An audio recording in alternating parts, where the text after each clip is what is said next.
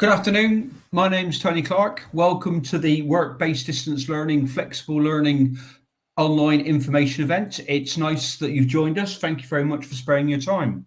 We're hoping today that you might engage with us so that we can give you some more information about the opportunities that are available to you at Lincoln, and particularly the opportunities that are evolved around work-based distance learning. So welcome to this evening or this afternoon. As I said, my name is Tony Clark. I'm a senior lecturer in logistics at the university. My main focus is on delivering logistics training to various student groups, but my main role is to support the master's program, which is embedded into a defence contract program. So my main focus of research and my main focus work is on military logistics. So that's me. Let me pass you over to some of the other team who will introduce themselves. Patrick, would you like to say hello, please? Hello, everyone. My name is Dr. Patrick Finnegan. I'm another senior lecturer in the department, as well as one of the military link tutors. And this is where most of my workload is dedicated, is to working in partnership with a number of our military sites in order to help the provision that we have there. My own teaching and research in the department focuses on the internal dynamics of organizations and how they help improve their internal strategies and operations. Thank you. Thank you, Patrick. And I'll pass you on to Tony Smith. Just to add confusion, there's two Tonys this evening. I'm Tony Clark, but the wonderful Tony Smith is going to introduce himself. I am Anthony Smith, also known as Tony Smith. I'm the program lead for engineering management and the number of pathways that come out of that as well. So thanks again for taking your time to be here tonight. Thanks very much, Tony. And last but by no means least is our Lee. Lee, would you like to say hello? Hi, so my name's Lee McHugh. I'm a lecturer at the University of Lincoln, and I teach human resource management, found on work-based distance learning, and I cover a range of different topics related to management and leadership.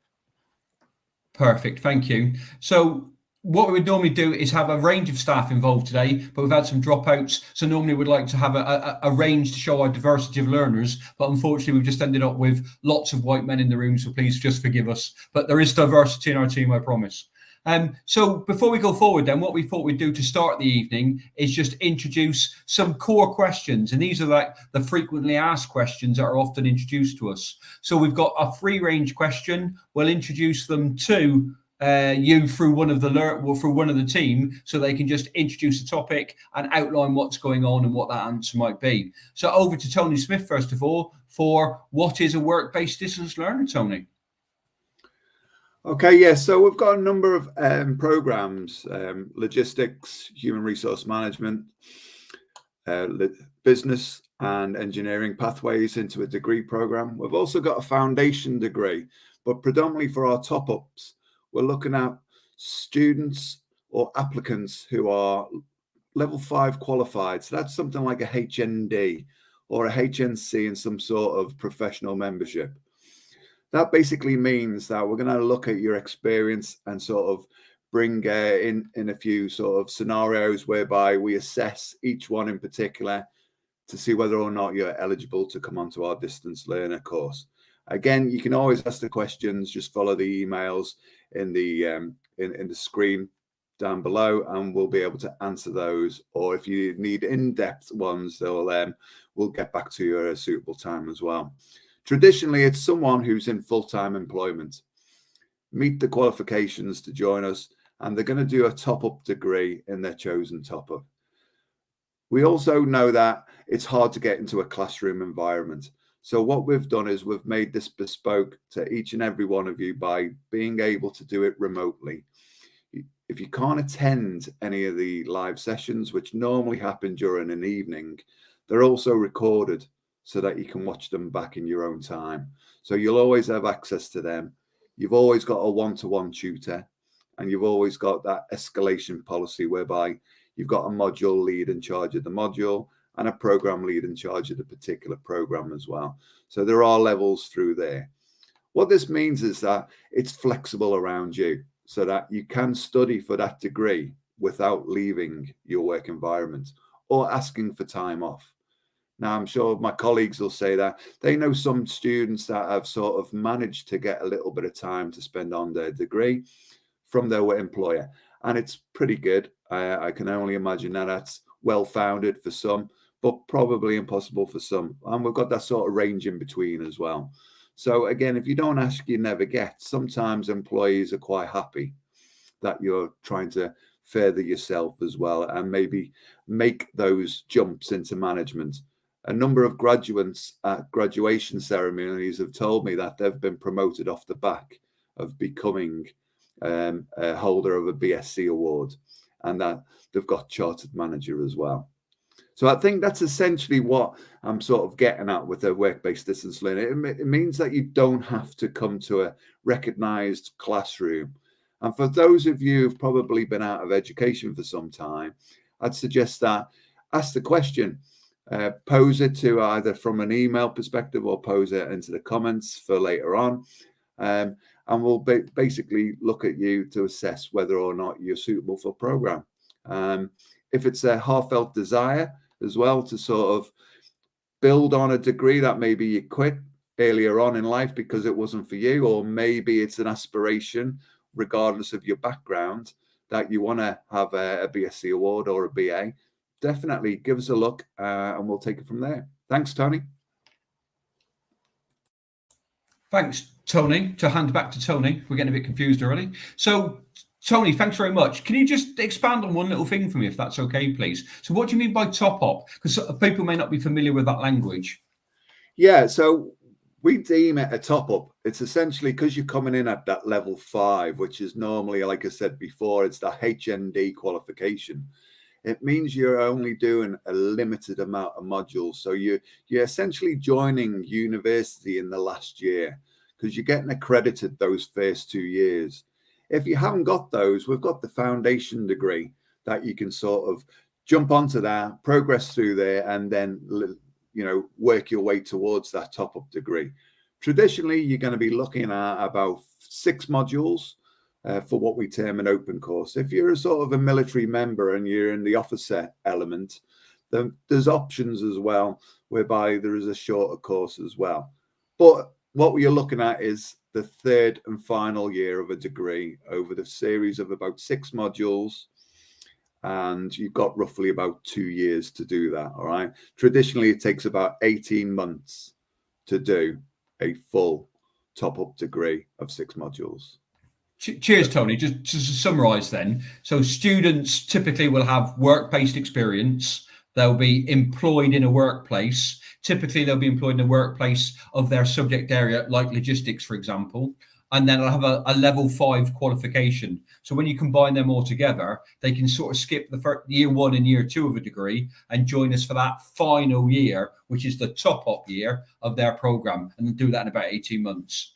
Yeah, very much so. It's definitely aligned. So, for instance, if you're in logistics, you can't sort of enter onto the engineering element unless you've got that engineering level 5 qualification. Essentially, you've hit the nail on the head there, Tony. Yes. That's perfect, Tony. Thank you. Just to remind people that you can post questions in the chat box, and we've got a couple which we'll answer very quickly before I then ask Lee to take the lead on the second question. So I've got a question there from Amy. What support is available to SEN students? I'm happy to take that, or does somebody want to jump in? Go on then, Patrick. Thank you. I was saying that you should take it. But yeah, I will take it. Yeah, Amy, we offer loads of support to our students of all backgrounds and abilities. And this is one of the points I'll touch on later, is you will develop quite a strong relationship with your tutors on every module. And that includes when you have special educational needs or any other circumstances that require you to maybe take the slightly less traditional approach to your study. But we're also well supported via the library and the university as a whole. So please don't have any concerns about having an SEN background. Thank you. And also there's a more formal route as well. So when you join the institution, we'll ask you to fill out an enrolment form, and that asks you to identify any needs that you might have. At that point, we can then signpost you to an internal organisation called Student Wellbeing, and then you'll have a one-to-one relationship with them, and you'll develop your own learning and action plan with those people, which then gets shared with the teaching staff. So we'll be aware of it, we'll have a plan to deal with it, and then we'll hopefully make your learning journey a little bit more robust and enjoyable, and certainly aligned to any particular needs that you have.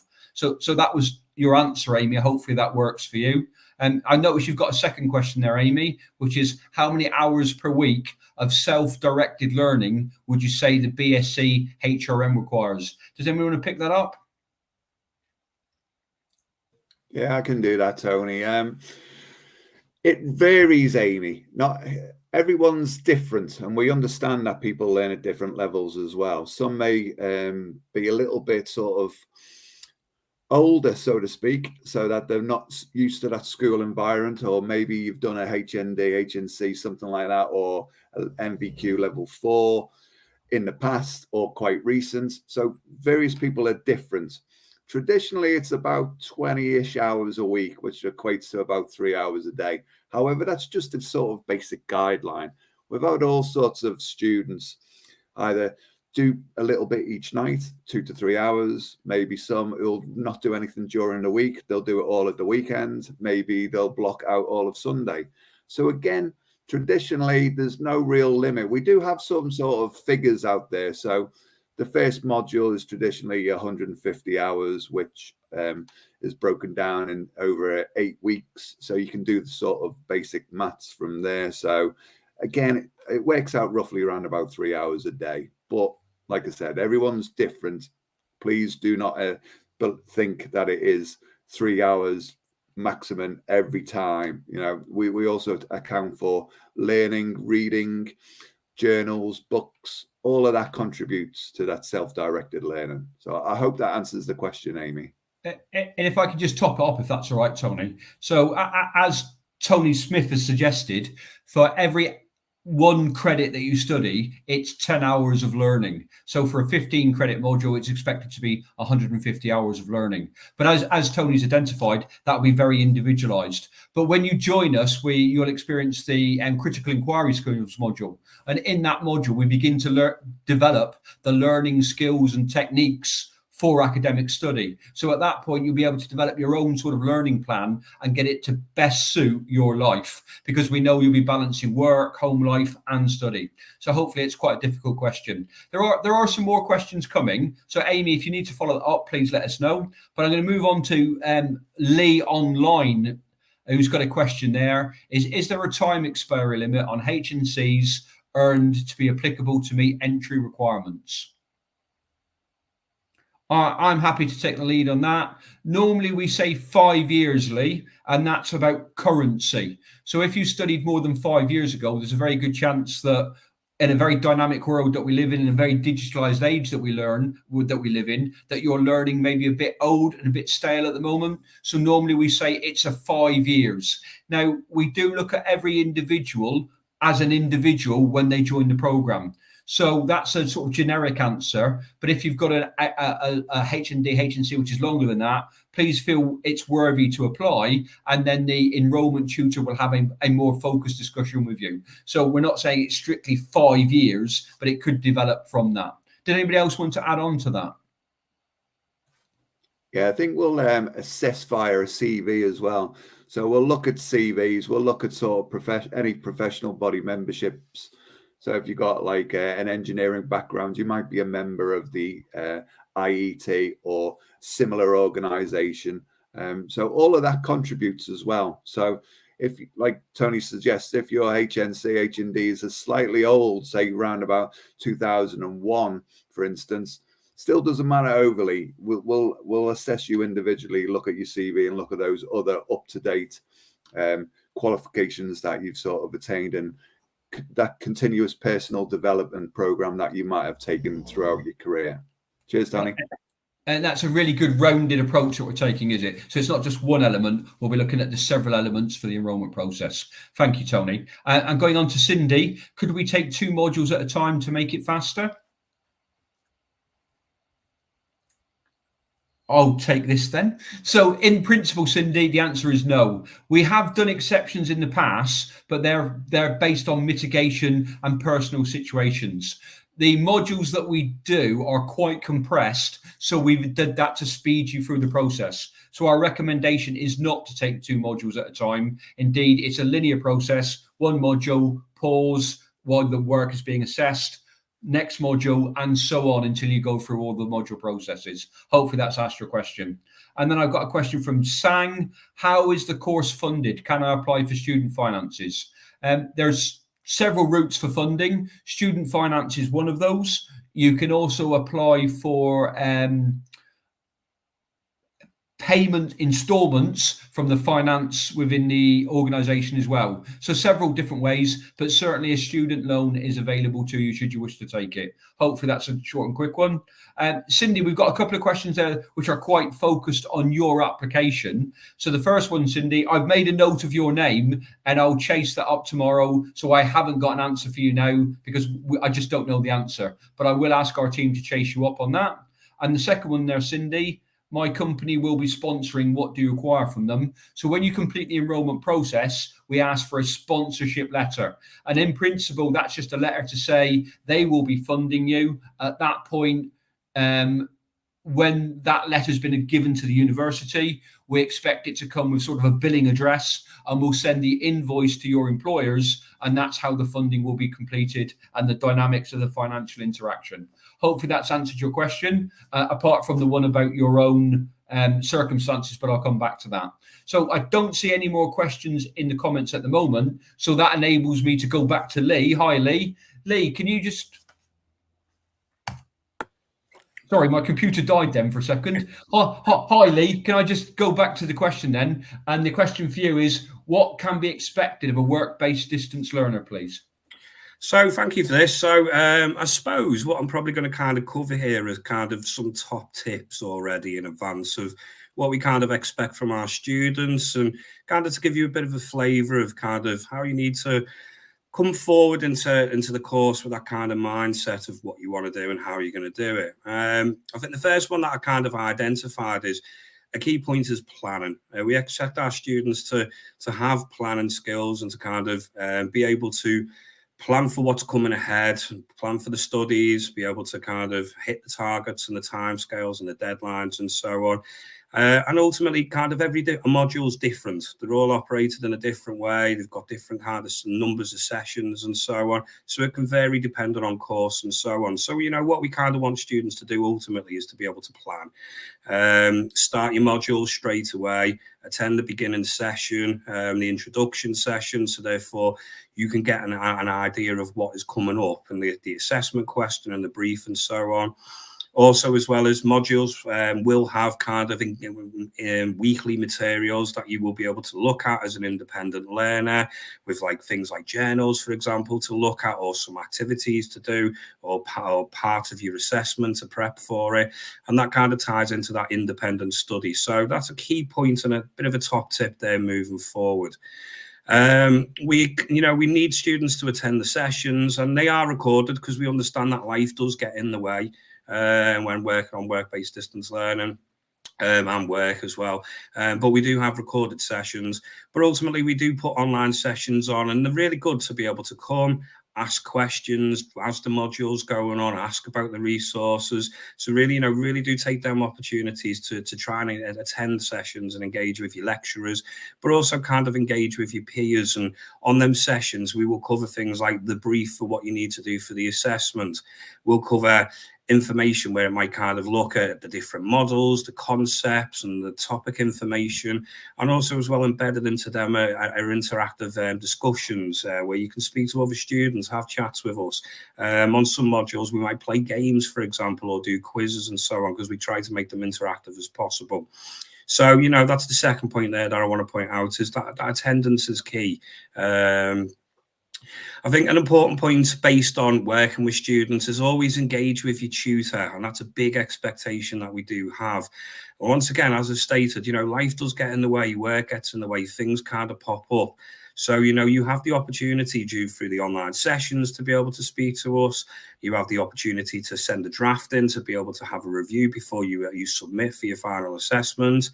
You've got the opportunity through emails and online sessions to be able to ask questions and so on. And that key engagement with your tutor or tutors as we kind of go through the different modules is essential. So a key point to kind of point out, and a bit of a top tip there from me, to make sure that you do from the start and don't just disappear, because if problems occur, the earlier we find out about them, the easier we can deal with them and get in there and support you. A key point that I kind of want to identify is kind of aim to develop as you go on. Okay. Referencing's hard, academic writing's hard for some people, and ultimately, you know, job on to a degree is you will be challenging yourself. You will be pushing yourself to your limits to be your best, and that's what we want you to be. So, you know, be prepared that you will kind of aim to develop as you start off, and then by towards the end of your degree, hopefully you are operating at your best, and that is what we kind of really want to kind of sell. It's a bit of a journey that you go on from the beginning of the module towards the end of the module, and we recognize that and we understand that. And when you're getting feedback off drafts and stuff, you will continue to get better and better and develop. So make sure that you have that plan, that you will get better as you go on. Engaging with peers is always important, so other students, and that kind of happens within the online sessions when we do them. So we'll do kind of breakout group discussions and so on, where you can chat, you can share experiences of what it's like within your practice and so and within your organization and your own experiences. So once again, when we get the online sessions, we encourage people not to sit there quietly. We'd like to see the cameras going on. We'd like to see you chatting away and engaging and chatting.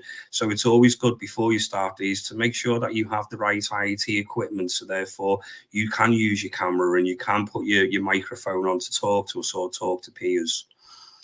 We want you to kind of use your experiences as well. We will kind of teach you theory, and we will kind of bring new information up and give you different ways to kind of assess and look at, you know, things that you experience within your job and how you do things, and the different topics that you kind of explore. But we want you to kind of bring them experiences in, and we want you to talk about them experiences on the online sessions and put them in your assessments, so therefore you can relate to actual practice in your organization. So, you know, that's a key point there, is kind of talk to us, you know, engage with us, use the assessments to be able to bring in the experiences that you have and how the organization operates, and can things be better from what you see. That's the kind of stuff that we want to see, that you're questioning what you see. And I think the last point that I kind of want to identify is, you know, what is expected of you is we want you to enjoy learning. All right. I'm not going to lie, doing a degree can be tough at times, and it is a roller coaster. There's ups and downs, especially as an independent learner. Sometimes you can feel isolated. Other times you can feel the stress and the pressure of kind of working with a degree and set deadlines coming up. But ultimately, what we want you to do is we want you to enjoy learning, and the experiences that we try and create through work-based distance learning is challenging at times. We will kind of get you to think and try and change your mindset so that you look at the way organizations operate in a different way. But the key to this is we want you to enjoy the learning, because if you enjoy the learning, you will then take away that learning and apply that into your future careers. So, you know, that's the key point there that I want to sell on that one, which is we want you to enjoy this and enjoy that process and that you go on the journey that you go on. So there we go, Tony. So there's some of the points that I've kind of noted down. So back over to you. Cheers, Lee. I was just going to open up to the other two guys. Did you want to add anything at all? I can jump in there. I would say, you know, we expect people to be disciplined and attending and honest with each other and to be respectful and everything that you would expect of your colleagues in the workplace. That one potentially useful way to think of the degree is an extension of your day-to-day, because as Lee was saying, we're asking you to draw on your own experiences. That this is not an education that is detached from what you're doing. It's an education very much ingrained in what you're doing. So we would expect people to be bringing their experiences to the fore and saying, you know, in my lived experience, this is how things happen, and joining in the discussion in that way. Thanks, Patrick. And just to summarise from my perspective, I think Lee identified sort of two key themes which are really important. It's your learning journey, so you have to engage with the topic. The tutors are there. You should make use of them. You are paying their wages. They're there to support and help you. So please make sure that you engage. If you're one of those students that sort of sit back and slowly drop off the course because of lack of engagement, it becomes very difficult for you to work, engage, and re-motivate yourself to complete that learning journey. The nature of our work-based distance learning program is that for every module, you have a named tutor. So you should engage with that individual who's dedicated to getting you through to the end of that module, no matter what it may take to get you there. So I think that's an important element there about the engagement process. The second point I wanted to build on to Lee is this idea of planning and working. Remember, you've decided to join the degree program, so you have to take ownership a little bit. And that's about making sure that you have a thought process about how you're going to do that learning. How do you find time to do that learning? Where can you get help and support from? How can you engage? So it's about acknowledging, and I guess it's a little bit from Patrick as well, about being disciplined and engaging with the topic and making sure that the learning journey works for you. That's not to say we're going to abandon you. There's that first module, the critical inquiry skills, which is designed to give you the tools and techniques to make some of those decisions. So it's about taking ownership, keeping engaged, but then enjoying that journey as well. You've signed up for a reason, or you may sign up for a reason. You've signed up in a topic that you'll enjoy. So it's about getting engaged, enjoying the process, and working towards it. So that's a quick summary from me, but I'm just going to go online. There's some comments online, and I'm just going to screen up a little bit. I think I've missed somebody. So the first one I get is from Amy. Does the BSc still provide CMI and CIPD accreditation? There's two people on HRM that are much more experienced than I am, so I'm going to pass it over to them to see if they can answer that question for me. Tony, Patrick, perhaps? Short answer, yes. Provided you meet the standards required to a degree, you will receive the related accreditation. Sometimes it requires a little bit more extra work that is directed at the accreditation, but the pathway has been designed in such a way that they dovetail in together. Perfect. And just to emphasize something there, the accreditation process is based on the last year of the degree. So if you're joining that last year, there is no difference to your accreditation access should you want to do so. So hopefully that answers your... You won't be getting CMI though. It is CIPD accredited. We've gone through validation, Amy, so it's typically addressed straight towards the CIPD beliefs and goals. So by taking your degree across to the CIPD, whatever sort of process they've got, you'll probably end up with associate membership of the CIPD. And then I think roughly within a year, you might be able for an upgrade of up to member status as well. So that'll be member of the CIPD. So again, it's one of those, you can ask the question as well, and we could get the HR program leads to answer you back as well. So that's a really important question there, Tony, that we missed, isn't it? So the CIPD and CMI are both professional body recognition. So if your profession is HRM, we lead you to the Chartered Institute of Personal Development. So that would be your professional body route, as opposed to Chartered Management Institute, which is more for a more generic management structure. So CIPD is aligned to HRM, and that's a better fit. Hopefully that answers your question. Thank you very much. I'm popping on to Graham. I'm a military student. Oh, sorry, I may be a military student. I have limited internet. I already know I will be away for induction week scheduled. Will this be an issue? Looking at a business management degree. Anybody? Please, Lee, yeah? Yeah, from my experience, we understand military students, work does kind of get in the way at times. People get posted to do things. We are fully understand and concerned in this. We have processes in place where people can get extensions if they've things have got in the way. We can also interrupt modules. There is a certain time period where a student can apply for across the whole of the degree and the course to be able to gain extra time and so on. So yes, from personal experience and in relation to this, I've had a student previously who was on a submarine and popped back up and came to surface and sent some emails and disappeared back down again. And because, going back to my point, because he was engaging with me, pre-warned me, I knew what was going on. I could give the extra work. We did some extra work separately, and I gave some advice and guidance. We can work around these things, and that's a very big thing for our military students, but also for those who aren't in the military as well. We are very understanding on the work-based distance learning. We understand what you kind of go through as distance learners. We want you to succeed ultimately, and we will try our best and our hardest to give you them opportunities. So please don't worry about things like that. Cheers, Lee. And just to echo that, Graham, if you can keep engaged with us and tell us what's happening, and we can give you the best advice, and we can come up with almost an individual learning journey for you about how the best way for you to succeed and go forward. Like Lee, I have students scattered around the world, from Mali to the Falkland Islands to Somalia to Ukraine, not Ukraine, just outside of Ukraine. But there's that general principle that we can engage with you and work with you.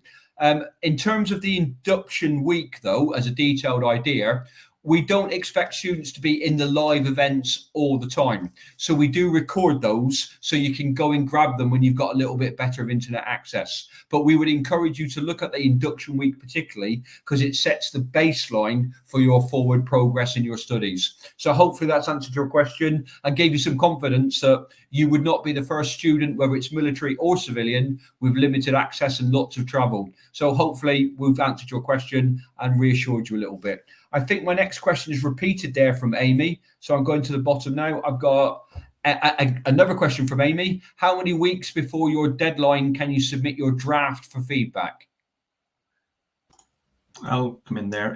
It depends on the module, basically, Amy, but usually from the halfway point on, most tutors are happy to receive a draft. We do ask that you give us at least a couple of days, if not a week's notice before the final deadline. But that's part of the relationship you'll have with your individual tutor. They will suggest time, and you work that as much as you can. But I've done them from 3 weeks in advance to a couple of days in advance. But it all comes down to that personal relationship that you'll have with your tutor.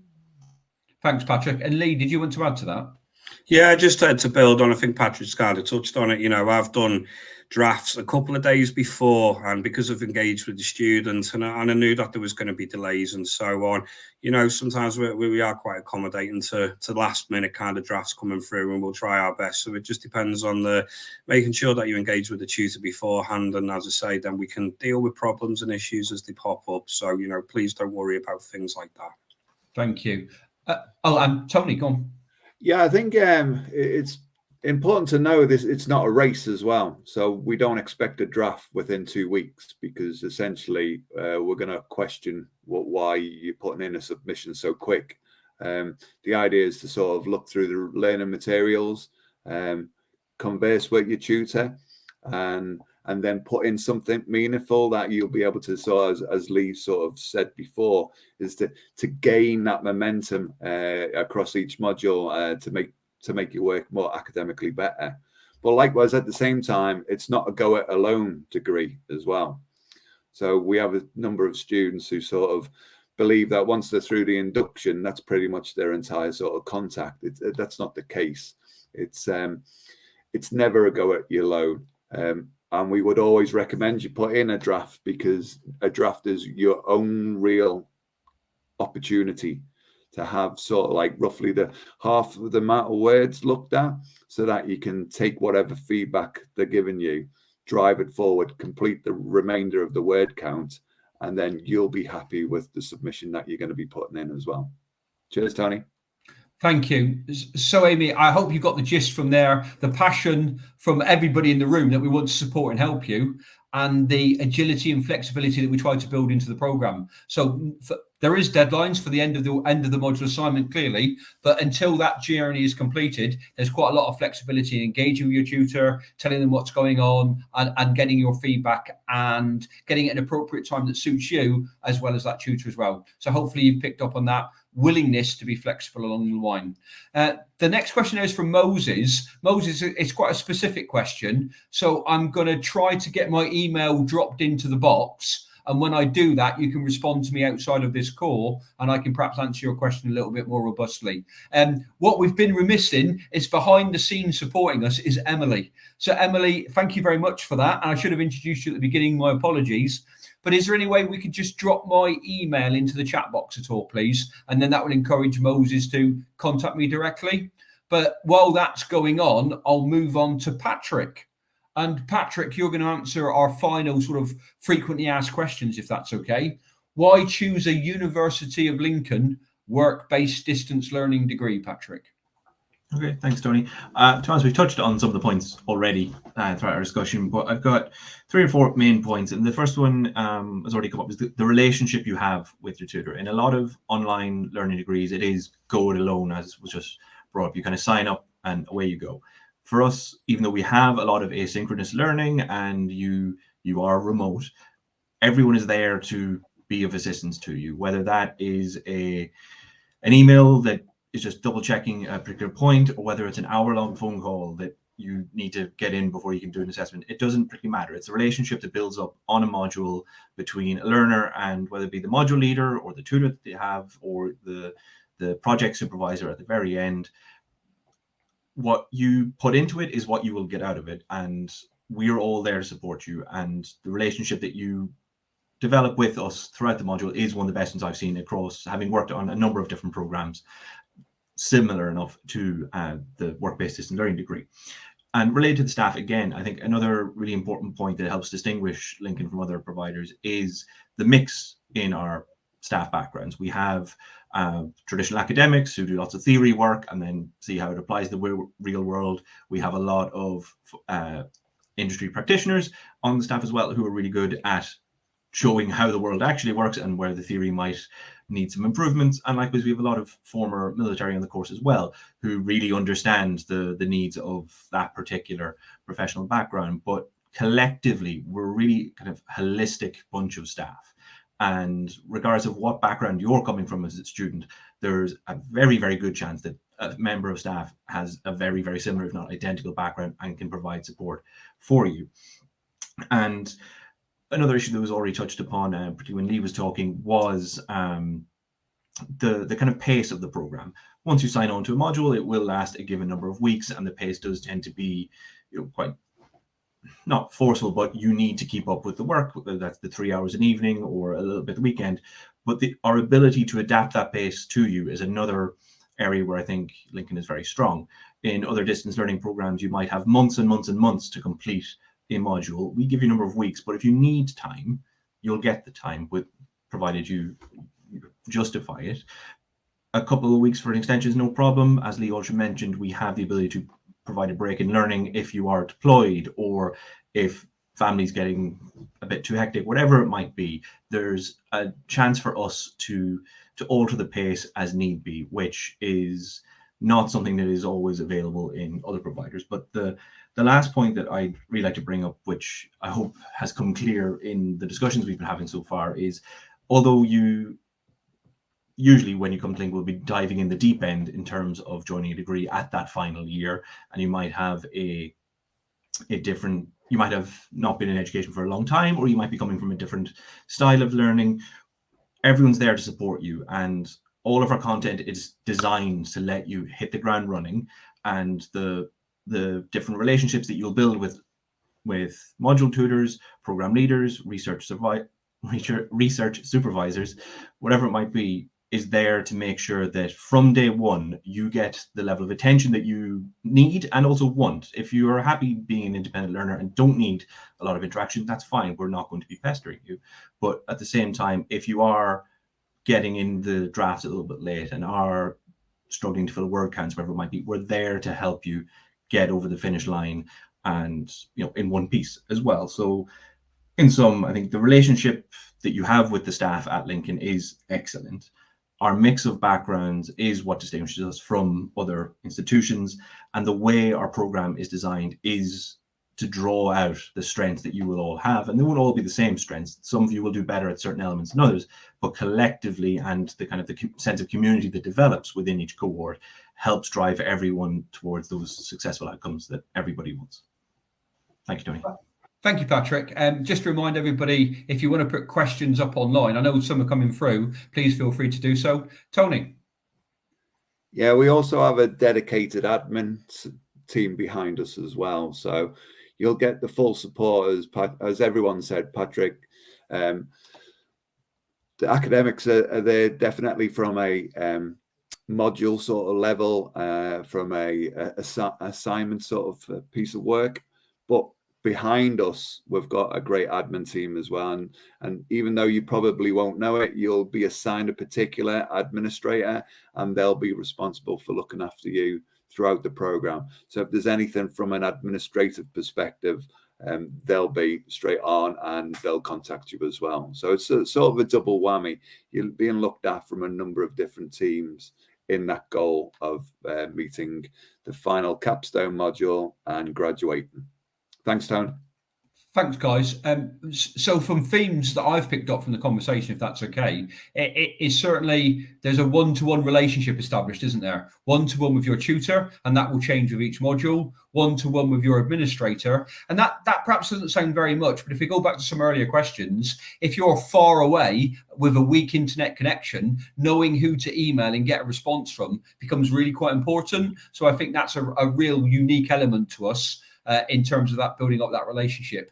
And I think something that's emerged from all of the conversations this evening is that idea of agility and flexibility and working with you to make the learning journey suit the university. Clearly, there's going to be some deadlines to comply with, but also it's about making sure that we try to get you to the best learning journey that you can, dependent on your own role, your own situation, etc. So I think that was a really important point that we picked up as a theme, that agility and flexibility. Lee, sorry, you wanted to say something.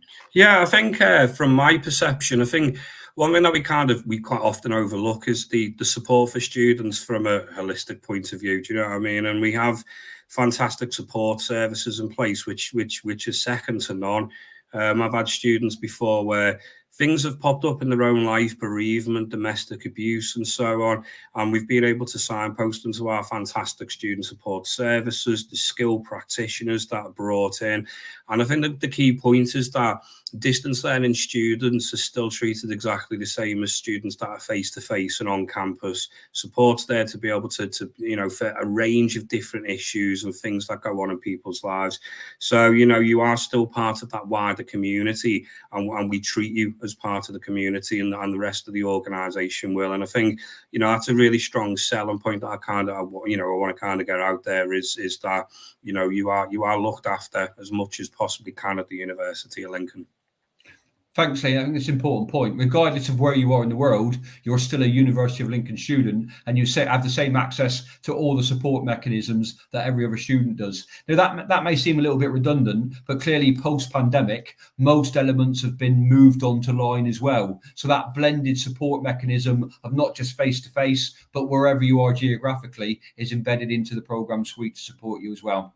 So thanks, guys. I'm just going to drop back to some of the comments. The questions from the people viewing us today. So Moses, I look forward to seeing the email. And then on to Lee. How long does each module lecture tend to be? And are there any typical scheduled for the same evening? Does everyone want to pick up on that? I'll jump in. The others can join in after. You go first, Patrick, and then we'll have Lee. The same answer. A lecture in a given session would probably last between 45 minutes an hour. This traditional lecture slot that you would have in any university setting. If you can't make it, it will be recorded and it will be available to you. So if you are working shifts or just that day doesn't work, the resources will still be there for you. So while we very much encourage live attendance and want you to be there, if it's not possible, you don't need to worry about that. And the modules are slightly different because everyone delivers slightly differently. Some modules will have a heavy introduction and will ease off as things go on. So the time slot won't be the same every week. Others will have regular, maybe 2 or 3 weekly sessions where you come together as a group and have that lecture again. It very much depends on the module, but don't worry about your work pattern and being a shift worker. That's not a you problem. That's something for us to help resolve. Lee. Yeah, no, just to build on to that, for as a good example where we've had shift patterns and stuff, you know, for me as a lecturer, I always make sure that I just have one telephone call per module with students for 15 minutes, and I can just touch base with students and just chat with them, check everything's all right and so on, make sure that they know they've done the recordings and that. Some people take that opportunity up, other people don't, and quite happy to work independently. But once again, where little barriers and stuff kind of pop up, like shift patterns and that, we can deal with it. We can deal with it the best that we can. So once again, nothing to worry about. Thanks, guys. And clearly, most of that echoes about that one-to-one relationship as well. But please remember, Lee Duffy, that the idea is that if a presentation has taken place, it will be recorded. So in the university language, we have synchronous and asynchronous learning. So in principle, you can drop in at the end of your shift or before your shift the next day, and you can look at that as a video recording and still get some good information at the back of it, and then perhaps engage on the one-to-one with your tutor to ask any follow-up questions from the schedule itself. So the one-to-one is flexible and agile, and also there's the recordings there that you can drop into as and when best suits your learning experience. So hopefully we've answered your question there, Lee. I'm going to go back on to Cindy. Are there fixed deadlines for assignments? Can students submit early? I mean, yes, there are fixed deadlines for every module, but in extenuating circumstances, we can provide an individual extension where needed, but usually if you start a module, the expectation is, depending on the module, 10, 13, 15, whatever it might be, weeks later, you will submit on that Monday at noon. You can submit sooner.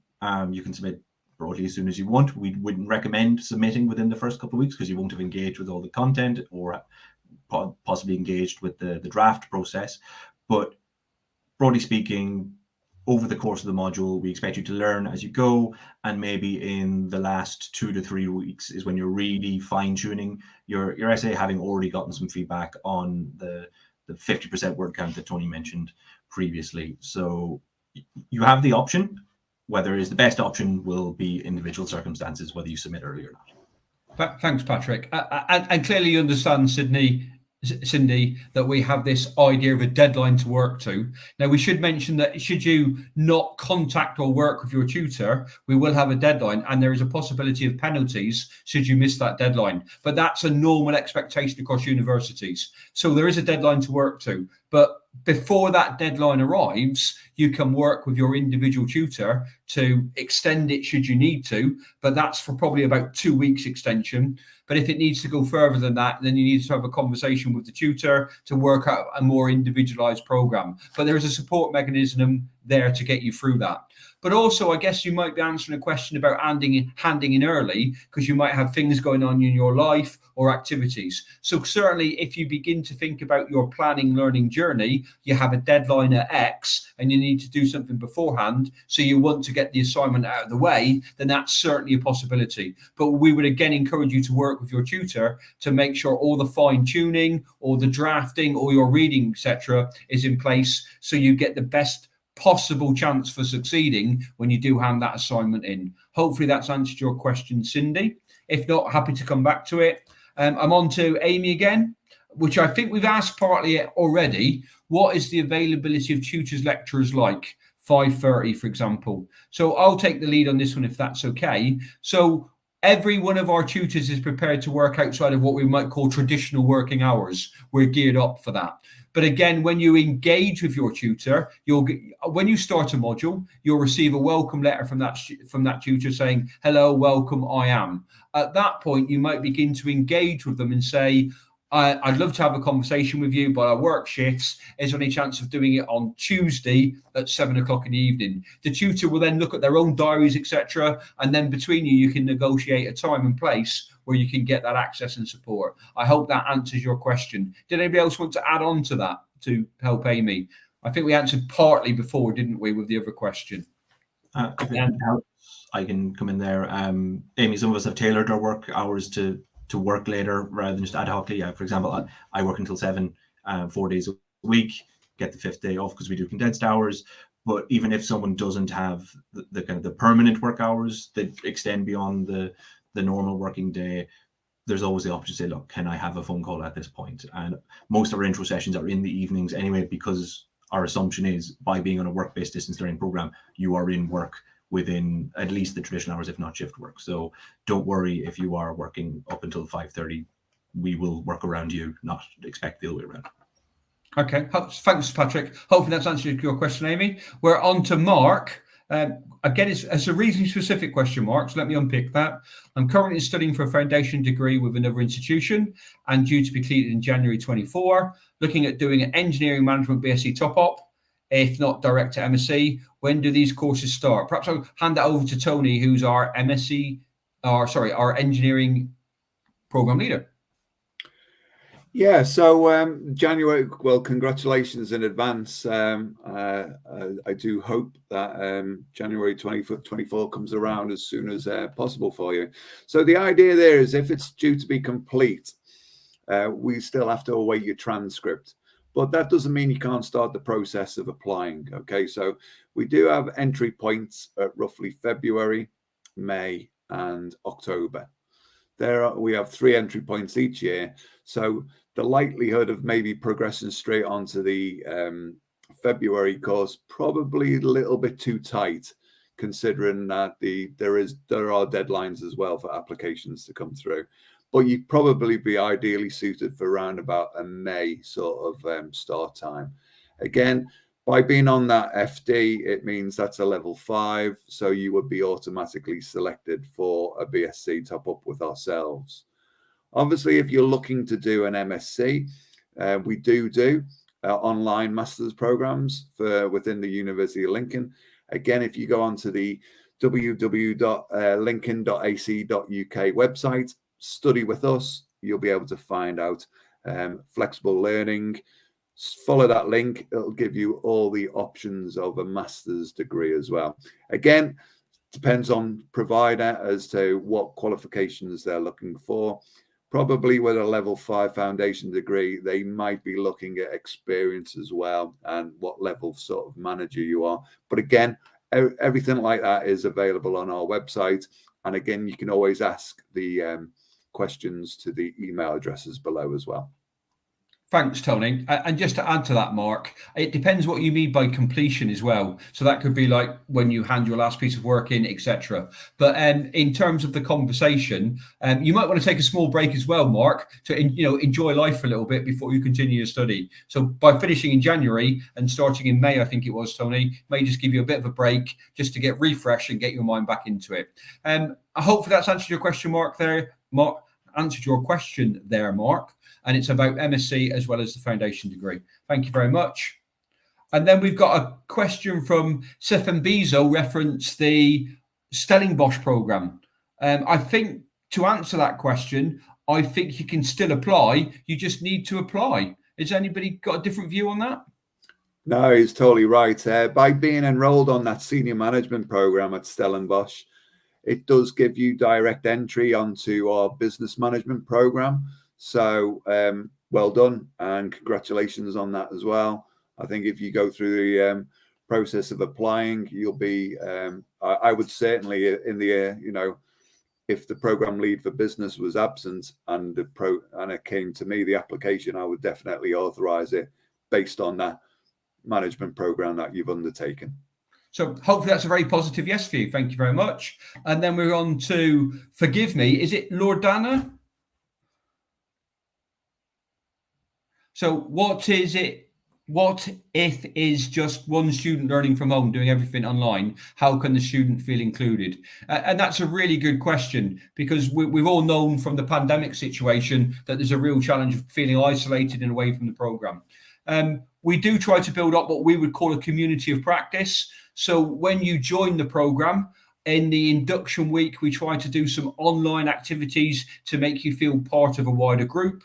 We encourage you to do sort of some sideline and software issues where you might work together and form your own groups, but clearly that would be student-led and individual-led by yourselves. But as you then join that group, you can follow them through the program of suites. So you'll meet perhaps on the induction week. Then that group will go on to the next module, and you can work together, the work module, and work together, and so on. But clearly there is a real challenge that you are an online student working from home. So there is an element of being engaged, taking the opportunities that are presented with you. And Lee started off with the idea of a workplace student is being that engaged individual. So some of the emphasis is on yourself about taking the advantages and joining the opportunities at the link at the university. And I think you've got a follow-on question, which is the second one, and that's happened in the past, still ongoing issues, how the lack of communication affects the one left behind, which are usually the ones doing online. I'm not quite sure what that really means, but I'm hoping for my first answer, you've got this idea that we are aware of the role of isolation and being distant, but we do try to set in place the idea of building a community and a support mechanism from the university to you, but also a mechanism from student to student and peer support.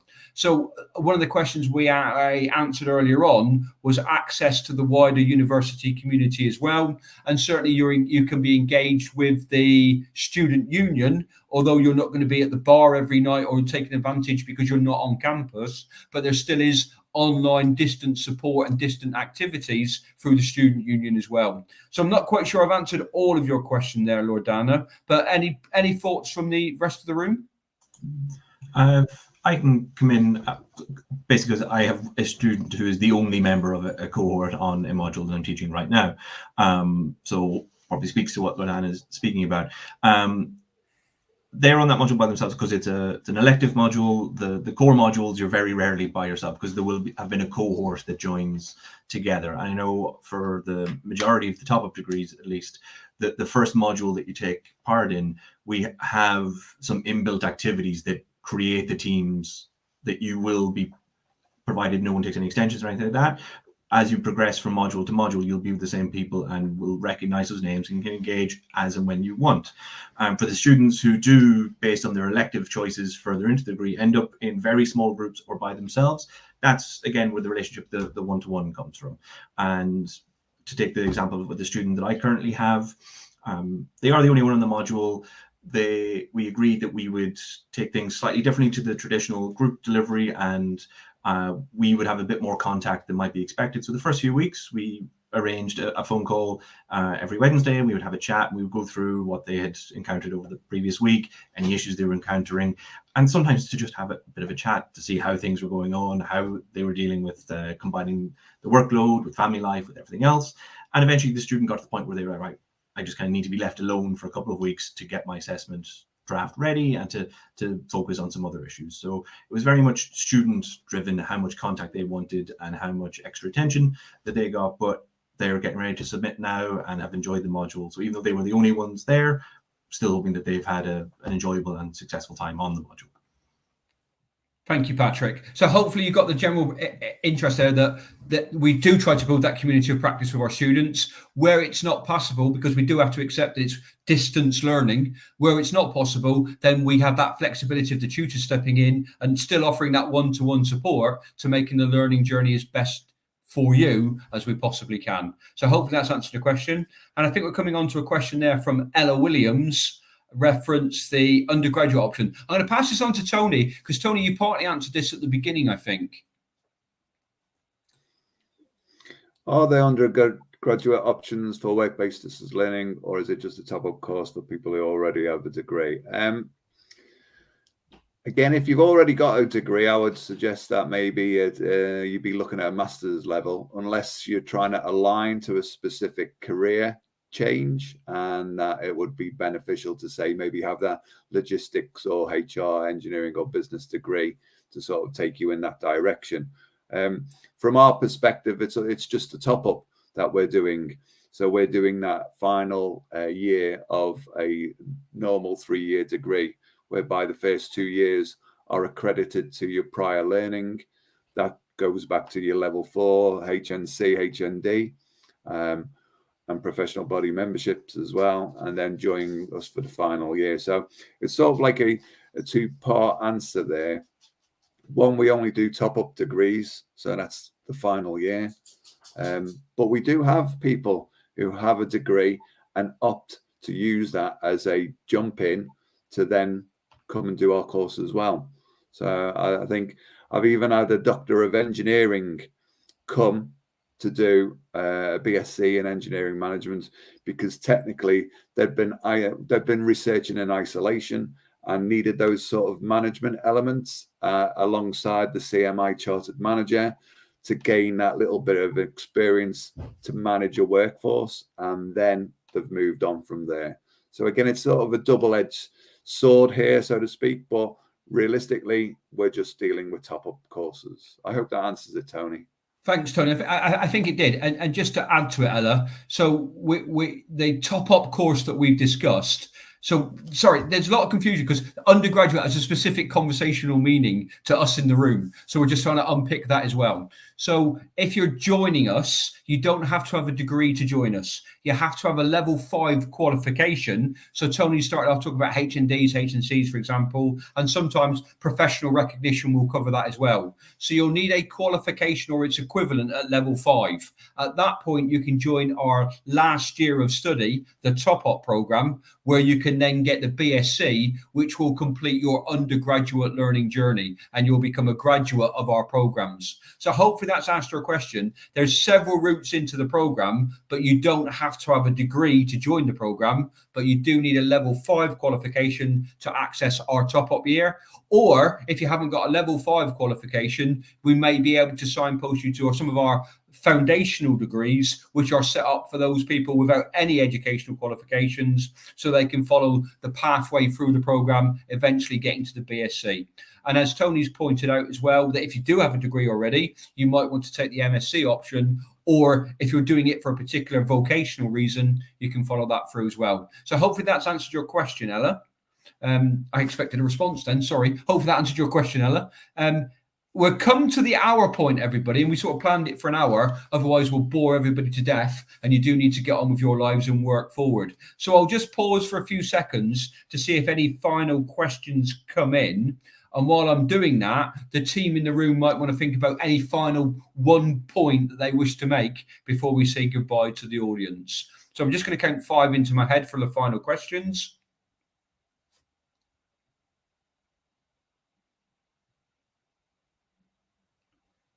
Thank you very much. And I'll just go around the room and ask for a final point, if I can, please. So I'm reversing my order. Lee, any final pearl of wisdom for the audience, please? I knew you was going to pick me because I can't think of one. Talk about being on the spot. It's not on my script over there. Do you know what I mean? No, final point. Yeah, just to reinforce that point again, learning's tough and learning can be a roller coaster, but ultimately, it's all about what happens towards the end and what you come out with. Do you know what I mean? And we're fully here to support you. We want to see you succeed, and we want to see you to go on and thrive afterwards. So that's the Lincoln way of doing things. Thank so you, hopefully Lee. you come and join us. Thank you, Lee. Patrick.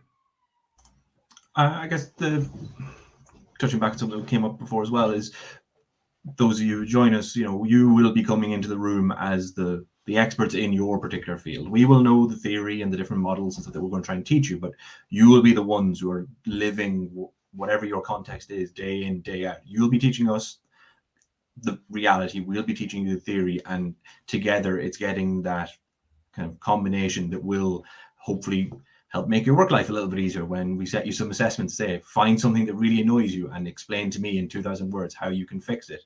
And then you might then go on to do that and create some real change in the workplace. And for one, Lincoln is one of the best places to bring about that kind of interaction between reality and theory. Thank you, Patrick. And Tony? Yeah, the pass mark's 40%, everybody. And that's the minimum standard. Basically, pick whatever you want to be and try and go for it. So if you want to aim for a first, engage with your tutor, see if you can get that extra critical eye. We understand that if life gets in the way, you might start off really great, but then start sort of going slightly awry with the scores. But again, it doesn't matter. Life gets in the way of everything. Jobs, families, everything, personal circumstances. Again, it's 40% pass. So if you reach that, you can get that dream of attaining the degree. Where you end with an award depends entirely on yourself. And you, along with your tutor, can hopefully get you into that position whereby you can attain that 2-1, that 2-2, that first class degree, or maybe just even a third class degree. Doesn't matter. They're all successful for everybody who comes onto our programs. Thanks, Tony. Thank you, Tony. I think that's an interesting point to make as well. Remember why you're on this meeting today. You have an interest in joining and getting a degree. Degrees are hard work. Nobody's shying away from that point. But I hope you picked on the passion from the team today that's reflected across the University of Lincoln, which is we have a real interest in getting you to the end of the journey, whether that's on a first or a third or somewhere in between, because of the nature of where you are, what you're doing, and balancing that homework life.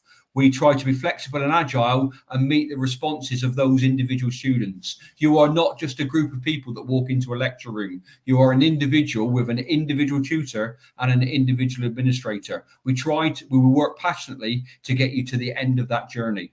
But the onus still remains on you. You have to be passionate, you have to be engaged, and you have to have robustness and resilience to get to the end of that journey. But remember, when you do, you will be walking through a graduation and you will have a BSc or a BA honours title. And that's nothing to be sniffed at. And clearly it's of interest to you, or else you wouldn't be here this evening or watching the video. So I think that's our final point that we might conclude on. So I'm just going to go around the room. First of all, thank you, Emily. I know you're in the background. We haven't seen you, but you've worked really hard to pull the meeting together and support us with all the technology and the help and support. So thanks very much, Emily. Thank you very much for Patrick, Tony and Lee for your time, for spending some time with the potential students and explaining our passion for the student learning journey. And that just remains for me to say thank you, everybody, and good evening and good night.